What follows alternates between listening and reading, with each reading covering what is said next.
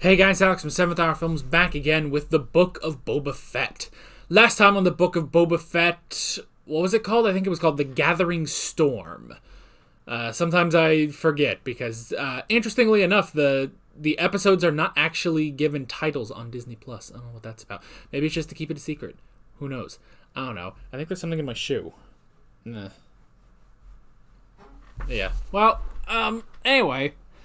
The Gathering Storm, while I clean out my shoe.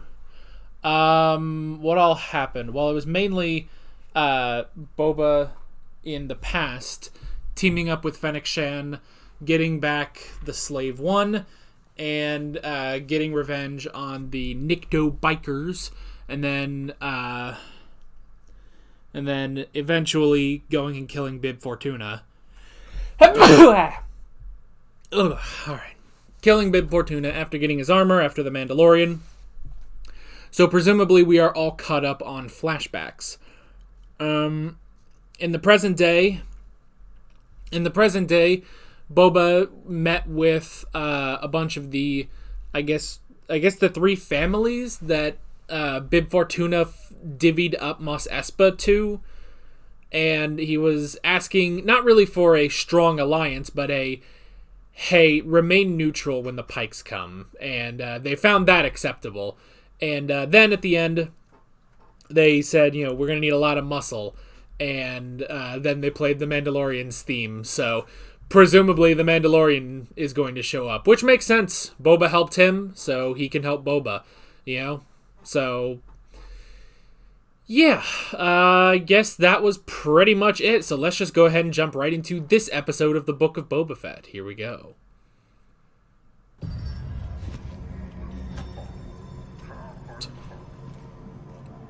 Oh, it's a meat factory in Star Wars. I've never seen that before, I don't think. Oh, who's coming through those? Oh, look at that stick. Is that... Oh! It's our boy! Oh, shit, man. Oh, it's good to see him again. It's been so long. Let's discuss our options. We know options. I can bring you in warm, or I can bring you in cold. Those are your fucking options. Ow! My thumb! Ah! He still fucking has it! Oh shit, did he hit himself? Oh! Oh! Damn! Guess it's cold today. Oof. We've never really seen a rough mission for him. So did he, hit his own leg with the Darksaber? It combined them! Return of the Mandalorian! Oh, it's beautiful!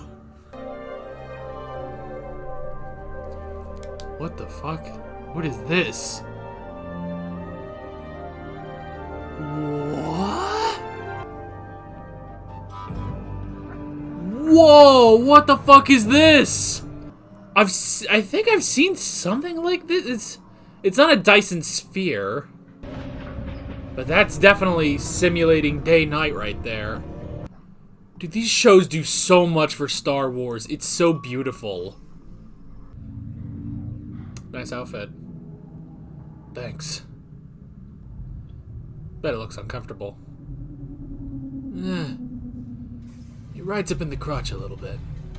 Well, bye. Hey! What weapon caused such a wound? The fucking Darksaber. Yeah, so he hit himself. All this talk of the Empire, and they lasted less than 30 years. Mandalorians have existed 10,000. That's a good point. It was forged over 1,000 years ago by the Mandalore Tar Vizsla. Yeah. He was both Mandalorian and Jedi. Man, I kind of wish we had like the full sequence from Rebels explaining the Darksaber. It can also pierce Beskar armor. Its mere existence puts Mandalorians at risk. Mandalorian steel is meant for armor, not weapons. Interesting. Yeah, well, wasn't a Mandalorian who used it. Armor. The Aww. Darksaber is a more noble weapon for you to wield. Oh, I'm gonna miss that spear. Bo-Katan is a cautionary tale. Nuh. She once laid claim to rule Mandalore based purely on blood and the sword you now possess. Ooh, they're going to explain But it. it was gifted to her and not won by Creed. Yeah, by Sabine. Her rule ended in tragedy. They lost their way, and we lost our world. Had our sect not been cloistered on the moon of Concordia, we would have not survived the Great Purge. Oh, shit. Oh, shit. We're still watching Boba Fett, right? Eventually, the Imperial interlopers destroyed all that we knew and loved in the Night of 1,000 Tears. Oh, shit. Damn the domes. Jesus! For a specific foundling. Oh? No longer in your care. Jedi must forego all attachment. Well, That is the opposite of our creed. nuh. Loyalty and solidarity are the way. Why do you think the Jedi don't exist right now? Shall I ford? That kind of looks like his ears. Ah, he's training. Pure. Whoop! You are fighting against the blade. Thank God for that jetpack. Heavier with each move. That is because you are fighting against the blade. It is an ancient weapon. You should be fighting against your opponent. We're really just remaking the Rebels episode with Sabine. I love it. Maybe the Darksaber belongs in someone else's hands. This dude is a Vizsla. And now I will win it from you. Oh, shit. Ah! Okay, he just fell. Ow! Oh, shit. Has brought this blade back to my clan, and our fate will end yours. Alright, come on. This is exactly like Sabine, where friggin', I'm gonna pre-Vizsla took it. Or no, it was Gar It's Saxon. done. Have you ever removed your helmet? Yes. I have. Then you are a Mandalorian no more. Eh. I beg you for your forgiveness. How can I atone? Leave, apostate. According to Creed, one may only be redeemed in the living waters beneath the mines of Mandalore. What the fuck are you Mine's talking all been about? Destroyed. You lost your spear and you got disowned? Well, shit. You know what? Go find Boba. He'll be cool about you taking your helmet off.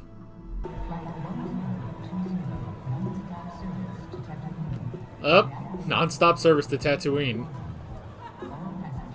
God, I love seeing how the Star Wars world works.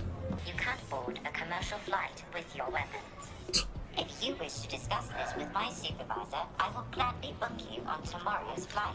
Fine. Nuh. He doesn't have a ship anymore. Better hurry up. That. This. Knife. That. Bombs. String. Darksaber. Now you just have to trust... I know everything that's in there. Yeah. Now you have to trust American Airlines. I love just commercial flights in Star Wars. I love this so much. Hi. Fucking kids. Sit down. He's probably just asleep. No, probably not. Little green kid. You miss little bugger. It looks like him. It looks like his ears.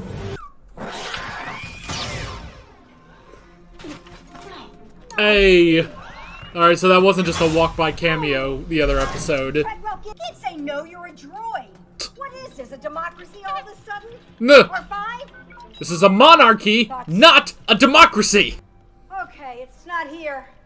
Maybe it ran... Oh no. Ah!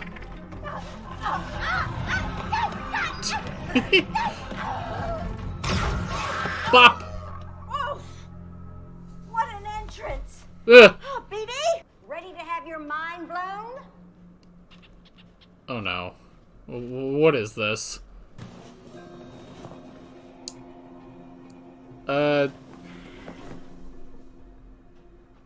What is it? I don't have time for this. Hang on a second. Do you have any idea what this is? No. This is an N-1 starfighter, handmade for the Royal Guard and commissioned personally by the Queen of Naboo. Oh. This is a pile of junk. I mean, it's not in great condition, but yeah. Yes. Because this baby's pre-Empire, she's off the grid. Well, that's nice. And did I mention she It's like having a non-electronic car. Docking ring? At least let me put her together before you decide. You give me that?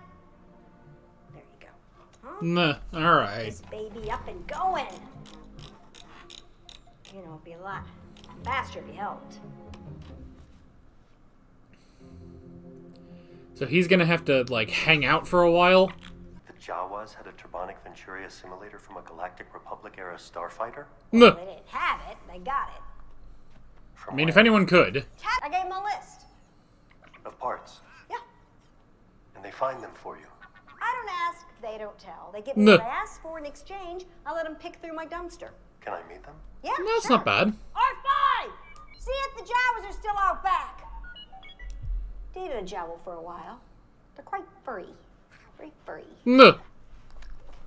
Ugh. A lot of issues. I need to know that.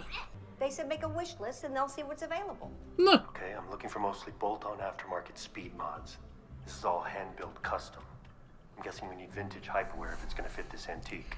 Listen. I wonder if the mod pilers have that. Archie won't the specs you need. I'm trying to figure out how he eventually gets to Boba Fett.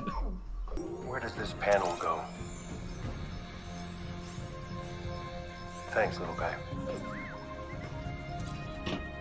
Man, he hated droids. Okay, good. I was curious, was it gonna stay yellow or silver? Duh.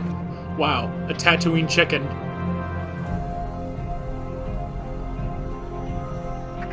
Alright, that... Okay, I like that. I'm glad it's not yellow. That looks better. The only thing is it looks a bit claustrophobic. She handles a little bumpy. You're used to a gunship, but she's a starfighter, so fly her like one. That's a good point. This is very different from the Razor Crest. Man, it's gotta be fucking hot in there. Dang, Ferric, she's fast. Dank Ferric! It's a gone scomp jack. Nuh! She tracks like a rail speeder. What did I tell you? Razor Crest. Nuh! I mean, I still miss the Razor Crest, but this thing's pretty good.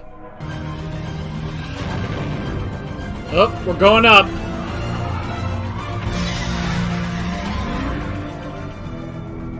Oh, hey. Man, they're already leaving Tatooine. Aw. That's cool. Uh-oh. Dang, Ferric. What? Aw. Aw, dang it, it's the fuzz. Run your beacon for me in one. Was I doing something wrong, officer? You're not allowed to fly that fast next to a commercial ship. Sorry. Also operating without a beacon. One thing before you go. Yes? Your voice is Hey. familiar. Did you used to fly a Razor Crest? Nah. I think you have the wrong guy, officer. Nah. You mind answering a few questions? What happened to the warning? Oh shit. Bye! How did it jump? He didn't power up his hyperdrives. Didn't jump, kid. Those were sublight thrusters. Nah. Well, how was it? Wizard. Those J-type pulse engines really... Wizard. Oh, by the way, an old friend of yours dropped by, said she was looking for you. Hey. Don't worry. I told her I didn't know where you were. Then I locked her out and engaged the hangar security system. She tell you her name? Fennec Shand. Nah. Yeah, she got past. By any chance, are you looking for work? Might could be. Nah. Pay is good. What's the bounty? No bounty. We need muscle. Boba Fett. He sure would appreciate it. Nah. Considering what he did for you. Tell him it's on the house. Hey. First, I gotta pay a visit to a little friend. Ah, alright. Oh, man, that's it! This didn't even have Boba Fett in it. Alright, episode 5 of The Mandalorian. Wow. That... I mean, look, That was interesting, because that was just an episode of The Mandalorian. Like, that was barely the Book of Boba Fett. No Boba Fett whatsoever this episode. And only at the end was there... Only at the end did we have Fennec showing up with, you know, the plot of the show. Wow. Okay, so, you know, it's one of those things with these interconnected series and stuff that, you know, I kind of sometimes stop and think, well, if you're a fan of one show, you kind of have to watch the other show, you know? Even if it's not, you know, what you bargained for, you kind of have to because it advances the plot. This, I mean, at the very least, if you're a huge fan of The Mandalorian, you have to watch, at the very least, this episode before, you know, another season comes out, which very obviously, eventually, they're going to do another season. So yeah, that's the thing. You have to... That was 100% an episode of The Mandalorian that they snuck into the Book of Boba Fett. Which is interesting because... While, yes, they had Boba Fett in The Mandalorian, they didn't give him just a full episode to himself, you know?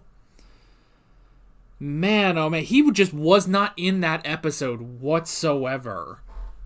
That is so crazy, you know? Man, oh man. I mean, it's so great just because, I mean, yeah, this episode...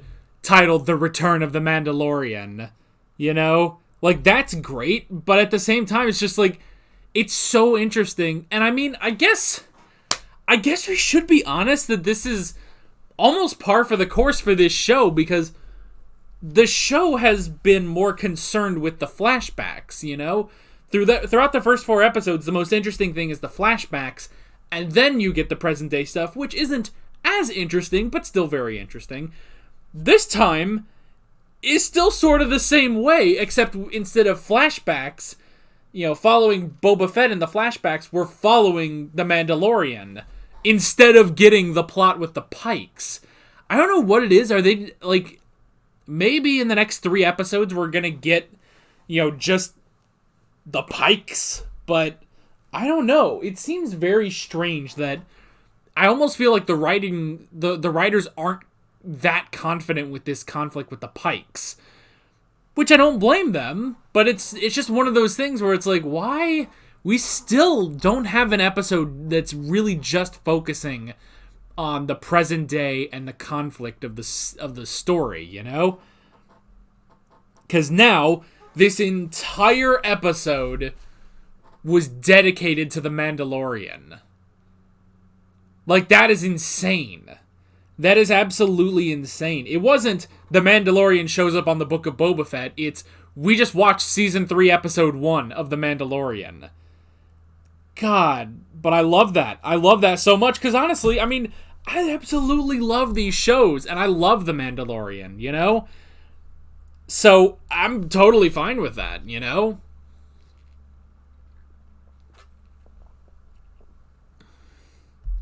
And I love mixing in the themes and stuff, too, between the Book of Boba Fett and the Mandalorian. So, alright. I mean, from that first moment, where it just shows the silhouette of the armor on the stuff, I looked at it, and as soon as I saw you can see the spear, I was like, that is definitely Mando. That is not Boba Fett. And sure enough, that is just amazing. And he goes in and he has to bring in this cook, who we don't, again, I do kind of like, we never know what the business is, like why, well, I mean, I guess it was just that, he owes someone money, and I love the guy being like, well, why don't you sit down? Let's discuss our options. Immediately, it's like, yeah, here's your two options. I can bring you in warm, or I can bring you in cold. He chose coldly. And man, what a great fight. What a great friggin' fight. I'll put injury on this other part. Yeah. That was interesting. That, he did well in that fight. And man, I don't think we've ever seen him have to kill his target, which is interesting, Because that's the thing, even just from the first scene in episode 1 of The Mandalorian, when he says, I can bring you in warm, or I can bring you in cold. That's always kind of been one of his, signature lines, along with stuff like, this is the way. But yeah, the whole thing, I don't think we've ever really seen him have to kill his target and bring in just the head, So yeah, he ended up going cold that time. And unfortunately, while he did use the Darksaber in that fight, he ended up injuring himself with the Darksaber, which is very interesting. Because I feel like that's very realistic for a person who specializes probably in a lot of weapons, or is at least somewhat decent in a lot of weapons, just being a warrior.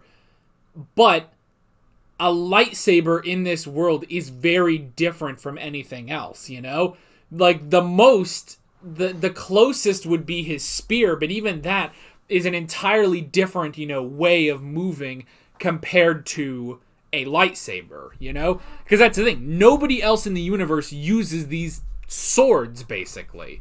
So he really has to adjust, and yeah, he injured himself doing that. And I absolutely love that we kind of did some Rebels repeat, we did some Rebels repeating here with Din learning about the Darksaber and, and training with it, which is exactly what we had with Sabine. They had that beautifully animated sequence where, what the hell is his name? Shit. What? I can't remember his name. I'm gonna have to look it up. But it's the guy, the other Mandalorian that was with them, who goes over, he talks about Tar Vizsla, which is pretty cool. So, let me see if I can, Rebels, Season 3, episode, Rebels, maybe Darksaber. But yeah. Oh, that's right. Pre-Vizsla was in... That's right. Pre-Vizsla was in Clone Wars. The guy I'm thinking of from Rebels was Gar Saxon. That was right. All right. Hoity-toy. Can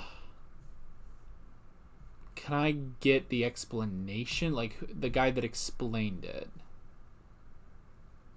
Who was the guy that explained it? Fen Rao. That was it. Yeah, okay, I would never have remembered that, but that's exactly it. Fen Rao. So, that whole beautifully animated sequence in Rebels where he explains the creation of the Darksaber and Tar Vizsla, the first Mandalorian who became a Jedi, you know? And then how that sort of gets passed down. I love that is basically repeated here. It is kind of unfortunate that we don't get any sort of sequence like that, but still, it was really great hearing that, you know, now from the Armorer, you know? And yeah, I also like how they specifically talk about Bo-Katan as well, where, well, first off, you know, that was sort of the thing at the end of Mandalorian Season 2, where it's like, oh, Bo-Katan will not accept the Darksaber because she did not win it in combat. But the interesting thing is she did accept it without combat from Sabine in Rebels. And I like that they finally highlighted that in this. Of course, in the Book of Boba Fett, not in The Mandalorian, but whatever. But I like how they highlighted that, where it's like, well, she did accept the Darksaber without any combat. She accepted it as a gift. She tried to rule Mandalore with, you know, her blood and the Darksaber and nothing else. No combat, no worthiness. And look at where Mandalore is. It's completely ruined, you know? So, that was very, very interesting. And they also talked about the Night of 1,000 Tears, where Mandalore was completely destroyed. So, yeah. That's very interesting. That's very interesting to hear because, yeah, we have sort of had that question, you know, pretty much since the end of Mando Season 2, where it's like, well, why won't she accept it when she has in the past, you know? Because Sabine, now originally with Sabine, she just found it on Dathomir. She didn't win it from Darth Maul, well, formerly Darth, now just Maul, but she didn't win it from Maul. She just found it on Dathomir, and then she started to train with it, but then, I love what they do in that episode where, and I guess spoilers for Rebels, but I feel like anyone watching The Mandalorian probably has, or at the very least is currently watching Rebels, because you kind of have to, because Rebels, especially because it's all Dave Filoni, they all tie into each other more than tying into the movies or anything. So that's the thing. But the thing in Rebels was that, you know, she did train with the Darksaber, but she didn't win it. But then she had that fight, that duel with Gar Saxon, where he ended up stealing the Darksaber. She used Ezra's lightsaber, and she did defeat him, which earned her the Darksaber. Then she gave it away to Bo-Katan. Well, and I guess the rest is history. Kind of makes you wonder what would have happened if Sabine had kept the Darksaber and ruled Mandalore. Would that have worked? I don't know. I mean, we don't know the ins and outs of how Mandalore fell during the Great Purge. All we know is that it's gone, and at least the armor and what the hell is his name? Post Vizsla? I don't remember. The Vizsla guy here definitely blame Bo-Katan and her failed rule, you know? So that shit's very interesting. So yeah. So I like that. And I also like, you know, they go over, you know, they go over the training, which again, God, I'm going to have to go rewatch these episodes of Rebels because they're so friggin' amazing. And this is why I really love Rebels, you know? And I hate that it gets a bad rap sometimes. But those were really great episodes where they go over, they teach, where Kanan's teaching her how to wield a lightsaber. And I like, you know, just how they go into the ins and outs of it, especially of like, you know, that blade is a lot heavier, you know, because it's older, and there is a specific weight to it, and, you know, how he says the blades are drawn to each other and stuff. And I like how that's used here, because obviously Din is the only one with a lightsaber there, but I like how they go with, it gets heavier with every swing. That is very, very interesting, because already we established in Rebels it is heavier than most lightsabers because it's old. Because the thing with a lightsaber is that it's a, you know, current of power going through the entire thing. So on more modern lightsabers, they're not as heavy, but because that one is older, and I bet it's also part of that, the hilt being made of Beskar, so you're not gonna fucking lose this thing. There's a reason it's lasted 1,000 fucking years. All of that, all of that and how old it is just makes it all the heavier. And I like how, as they're fighting, Din is just really dragging that thing, It gets heavier and heavier with every swing. And she says, you're fighting against the Darksaber. You cannot do that. You cannot tame it with your strength, basically. I mean, it's kind of like, trying to overpower, like, a bear or a lion or some sort of, crazy animal. Or, I don't know, Star Wars, what's a good example? Because I mean, Boba Fett did overpower the big dude in that one episode. Oh, well, metaphor. We'll say a Rancor. Yeah, I would imagine it's pretty hard. Because even a Rancor, like Luke had to drop the friggin' door on it to kill it. So it's like trying to fight a Rancor with your bare hands, basically. It's difficult. It's impossible. You cannot fight against it. You cannot tame that with your own strength. You cannot fight against it. You need to fight with it, and then you will be able to wield it properly. And they also mentioned that Din is distracted, which is interesting. He's very focused. I mean, he's definitely, dad who misses son who went off to college. Like, that's definitely the vibes I'm getting from Din Djarin this time around.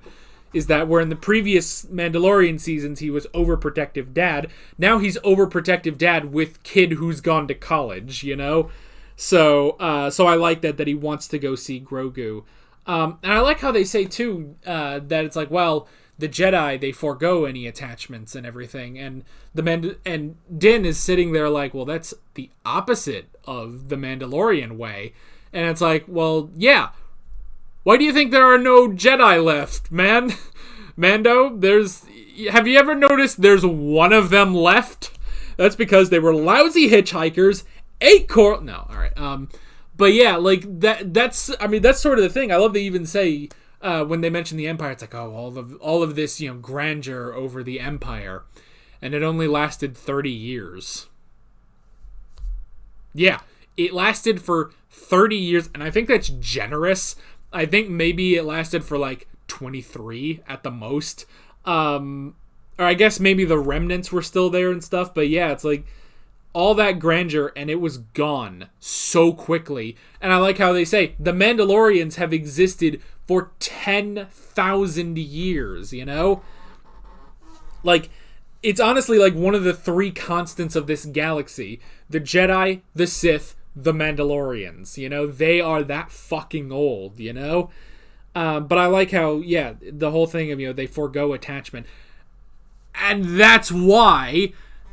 hence, which, and we try not to bring up, the new trilogy and everything, but one thing that I think was actually good in The Last Jedi, yeah, I know, but one thing that I actually thought was good in The Last Jedi was when Yoda shows up and he's like, so, you tried to make the new Jedi Order exactly like The Last Jedi Order.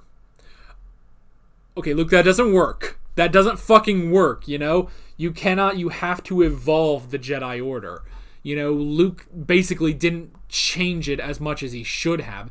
And yeah, the whole thing of attachment, it's like, that's why Darth Vader was created, They tried to help Anakin get over attachments by knowing he would have to let go of Ahsoka one day.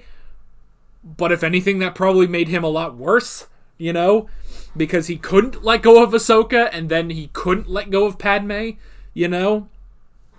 So, that's the whole thing. And I like that, yeah, that's why the Jedi are gone.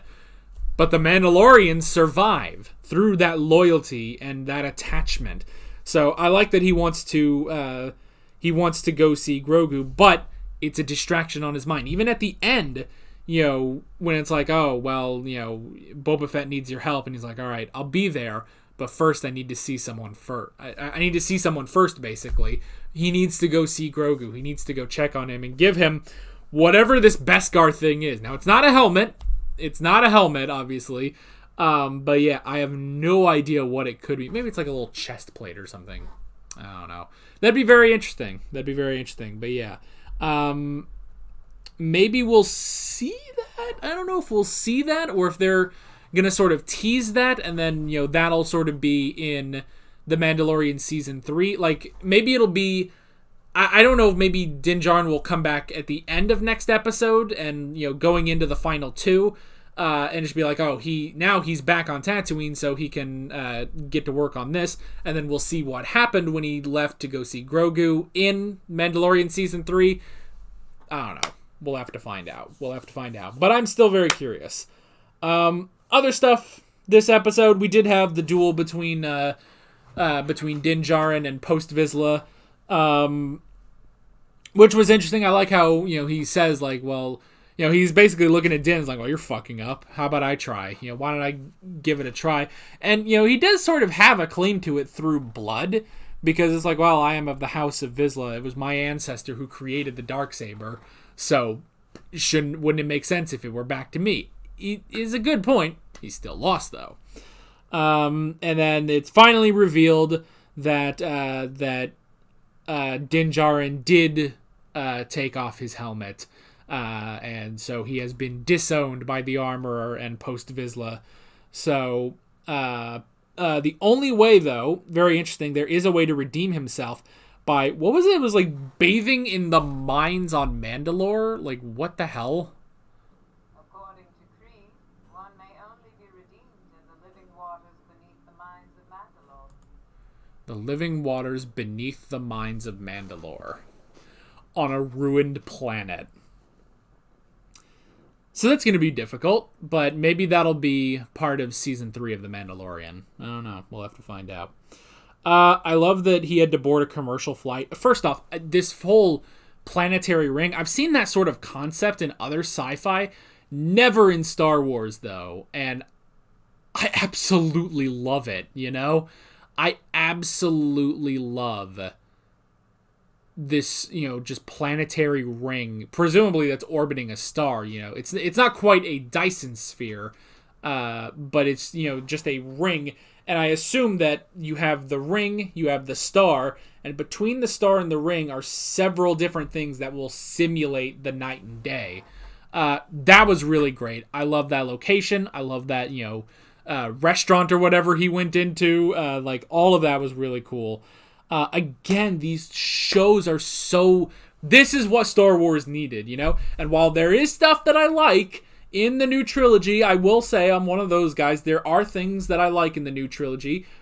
Force Awakens, I still think, is a pretty solid movie. Half of The Last Jedi I really enjoyed.